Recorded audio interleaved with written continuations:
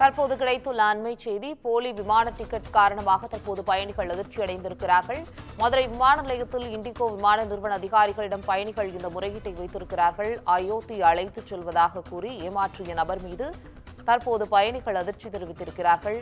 அயோத்தி அழைத்து செல்வதாக கூறி போலி விமான டிக்கெட் கொடுத்த நபர் குறித்து தற்போது பயணிகள் அதிர்ச்சி அடைந்திருக்கிறார்கள். மதுரையில் இருந்து பெங்களூர் வழியாக அயோத்தி அழைத்துச் செல்ல ஏற்பாடு செய்யப்பட்டிருந்த நிலையில் அது போலி விமான டிக்கெட் என்பது உறுதியாக இருக்கிறது.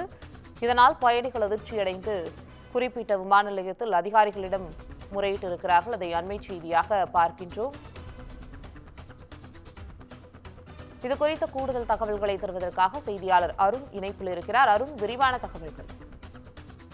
நிச்சயமாக பவித்ரா, மதுரையிலிருந்து விமானம் மூலம் பெங்களூரு வழியாக அயோத்தி அழைத்து செல்வதாக 100க்கும் மேற்பட்ட பயணிகளிடம் போலியான விமான டிக்கெட் புக் செய்து மோசடியானது நடைபெற்றிருக்கிறது. மதுரையிலிருந்து உள்நாட்டு மற்றும் வெளிநாட்டு விமான சேவையானது நாள்தோறும் நடைபெற்று வருகிறது.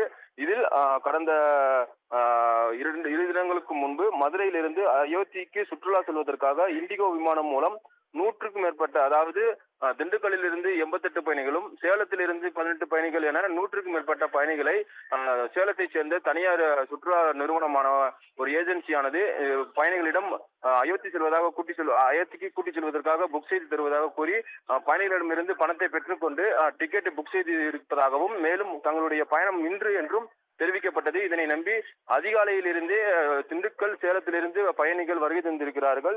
இந்த நிலையில இன்று அயோத்தி செல்வதற்காக பெங்களூரு வழியாக அயோத்தி செல்வதற்காக இண்டிகோ விமான நிறுவனத்திடம் அந்த டிக்கெட்டை காண்பித்த போது அந்த டிக்கெட்டில் உள்ள PNR நம்பர் வந்து தவறாக இருப்பதாகவும், தங்கள் பெயரில் டிக்கெட் எதுவும் புக் செய்யவில்லை எனவும் அந்த இண்டிகோ விமான நிறுவன ஊழியர்கள் தெரிவித்திருக்கிறார்கள். இதனால் அதிருப்தி அடைந்த பயணிகள் தொடர்ச்சியாக இந்த மதுரை விமான நிலைய அதிகாரியிடம் முறையிட்டு வருகிறார்கள். தற்போது இந்த சுற்றுலா நிறுவனமான அந்த நிறுவனத்தின் மீதும் காவல்துறையினர் விசாரணையானது நடைபெற்று வருகிறது.